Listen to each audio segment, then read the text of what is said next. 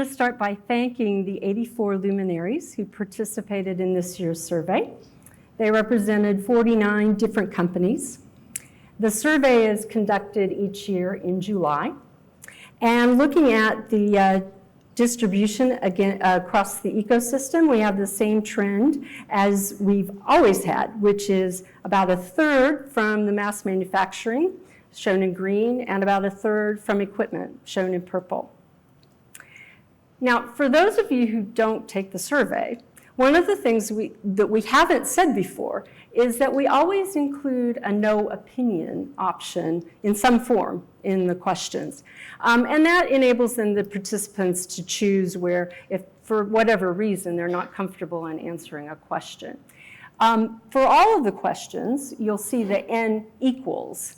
And that is then the number who've actually answered the question minus those who've said no opinion. And that can be an interesting statistic in and of itself. As you'll see in this year's results, when we get to pellicle questions, N goes down. So with that, my role today is just to provide you with the factual results. And we've got this incredible panel to really give their insights on some of the more interesting data that you're about to see. As Aki mentioned, there are 18 questions this year. There are 6 new ones. 3 were brand new and 3 were then reworded. Where we have data from previous years, we'll show that in different shades of blue, and we'll show this year's results in orange. So I'm going to start on the business side, and let's see what the luminaries think will happen to mask revenues this year. So it's good news.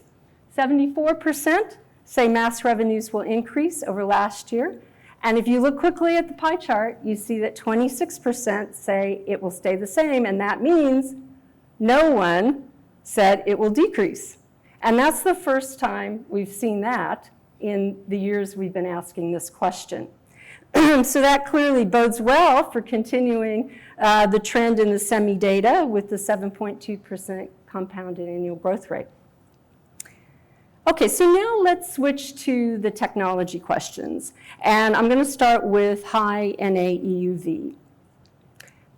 In a repeat question, this year we found the opinion for when high NA EUV will be first in high volume usage is clearer. And that makes sense because we're getting closer to the reality. So the data point we're showing is that 69% of the luminaries said first high volume usage by 2027 or 2028.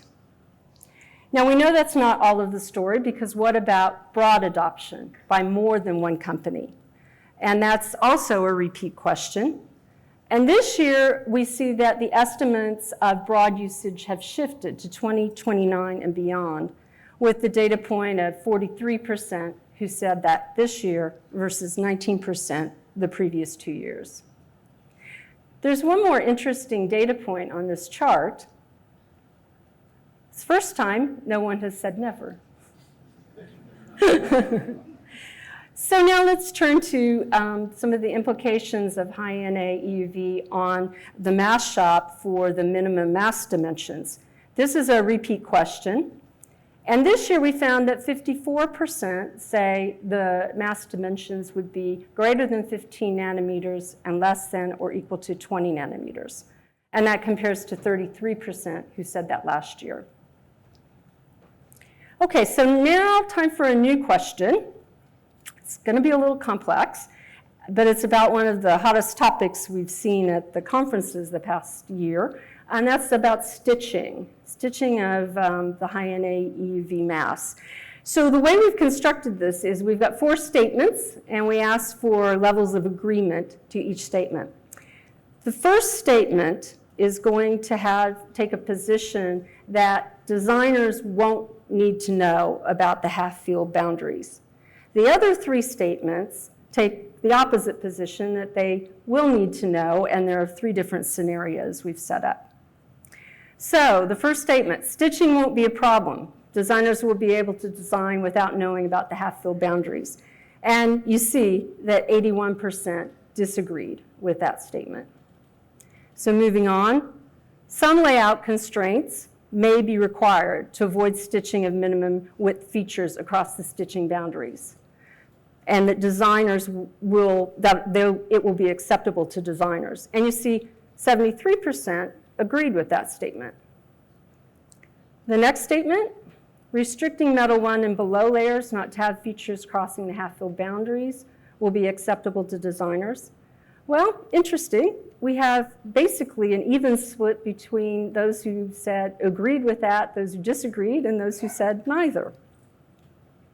And then the final statement is no matter how great a solution, stitching across the half fields will require the design rules to be wider or different. And again, we found 83% agreement to that statement. So the conclusion from the luminaries who took the survey is that designers will need to know about the half-field boundaries during design. So now we move on to pellicle questions, and this is a reworded question, and what we found is we're looking for the situation of no pellicles. So 62% say 2 to 3 masks per layer of a mask design will be needed during or while that design is in production. And then 35% said 4 to 5 EUV masks. As Aki mentioned, Glenn did a fantastic talk here last year about EUV costs, and he mentioned the no pellicle EUV mask lifetime. And so we wanted to take that thought to the broader community in the form of a question, and that's what we did. And here's the result we found. The data point we're highlighting is that 45% say EUV masks without pellicles will have less than 40% lifetime of 193i. As I mentioned in the introduction, this is one where N has now dropped to 47. Now, if you think about what's the logical follow-on question, we ask that, which is, well, what if you have a pellicle? What impact will that have on mask lifetime? And taking that data point of the less than 40%, we looked at how many answered for 3x or more, and we found 33% said that. Again, the responses were N equals 43. Okay, so let's move back to a question that we've asked before, and this is for opinions on the use of actinic inspection for EUV masks. And we ask for today as well as for 3 years from now. And the predictions for today are clear. The data point, 50% said less than or equal to 20% of high volume masks used actinic inspection. And the trend for 3 years from now isn't really clear from the data. As you can see in the orange, the distribution goes across really all of the different answer choices.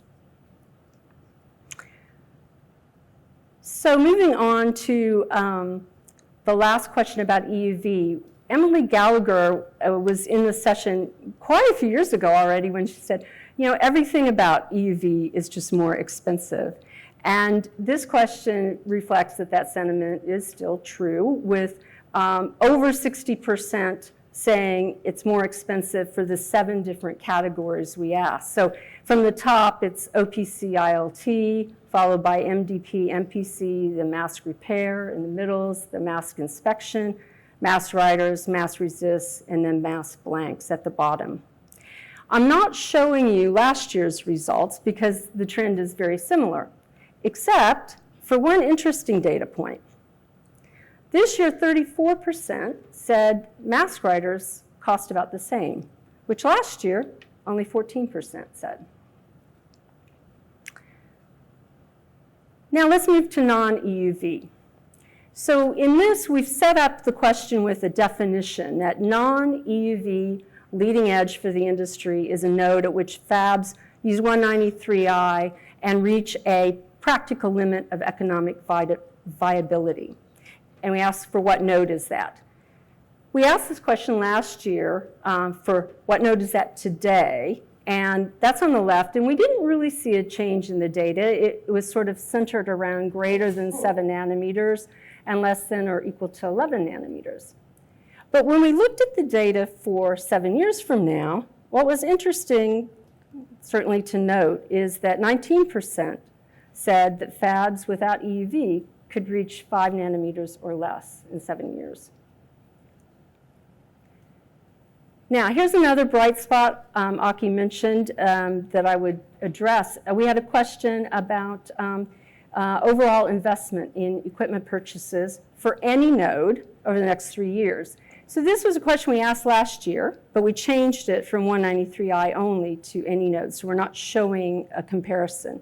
And what you can see at the top is 85% said purchases will increase for mask inspection tools, 93% said that for multi-beam mask writers, and 48% said that for laser mask writers. Now, deep learning. We've asked this question for several years, and last year we saw that, see if I can read it, 56%, yeah, said that deep learning had become a competitive advantage for any step in the mask making process by 2024. This year, we found that 54% said that, but by 2025. So effectively a slip of a year. There's good news, though, in this chart. If you look at the far right answer just before never, 2 years ago, that was 38%, and that's dropped down to 15%. So that probably means that there's more confidence in this year's result.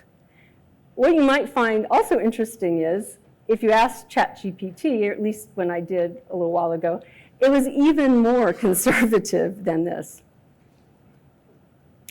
Okay, so now let me move to ILT. And this is a question we've been asking since 2017. I'm only showing the recent 3 years of data because the trend is following the same as you see here. And that trend is that 55% say some critical layers of leading edge nodes use ILT, compared to 46% who said that last year and 35% who said that the year before.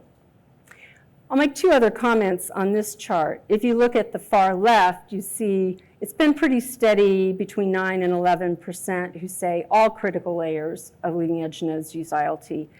And then on the far right, you see a trend that is dropped down and remained low as far as who says no layers are using ILT. So let's turn to curvilinear ILT specifically. And in a new statement, at the top, we found that 44% agree with the statement curvilinear ILT is useful for 193 dry. Then the next 2 statements are repeats from last year and basically had very similar results. 74% agreed that curvilinear ILT is useful for 193i. One data point that was different from last year, it increased in terms of 29% strongly agreed this year versus 24% last year. And then in the final statement, similar to last year, we have 75% who agree that curvilinear ILT is needed for 2 nanometer logic with EUV, at least for hotspots. So then how does this all translate to the mask shop and concerns about making curvilinear masks? So in a repeat question, we once again find that mask shop software infrastructure is the top-ranked concern. That's followed by mask inspection, which has been in the 2nd place for a couple years. This year, ILT software and mask metrology switched places. And then in 5th for the past several years has been access to multi-beam mask writers, followed by mask repair. And what we've always found pretty interesting to look at on this type of data is the actual distribution of the rankings as shown by the blue line inside of each rectangle. And for example, look at mask inspection. You see 2 peaks there. So it means that there were a number of people who also ranked that number 4 instead of number 2. And then as we've seen for several years with access to multi-beam writers, Probably those who have it are ranking at number 6, and those who don't are ranking at number 1 to provide a U shape. Okay, so now in the final question, how does this all then translate to the ability of the mass shop at the leading edge to supply curvilinear mass? This is a question we've asked in the past, but we've had to change it because we ask about relative to 2023. So this year we've changed it to 2025, and we can show comparison next year. But for now, 78% say mass shops can handle a limited number or more as demand requires of curvilinear mass by 2025. So to wrap up, I think there were really 4 very interesting different takeaways this year. No one said mask revenues are going to decrease. There's a very positive outlook for purchasing of multi-beam mask writer, mask inspection tools, and laser mask writers. And a very interesting data point that the confidence increase that fabs without EUV can reach 5 nanometers in the next 7 years. And then finally, that 81% of the luminaries surveyed think that stitching for high-NA EUV masks will require designers to be aware of the stitching boundaries. So with that, I just want to say a big thank you to the 84 who took the survey. We cannot do it without you, so please keep taking it if you get it in your inbox.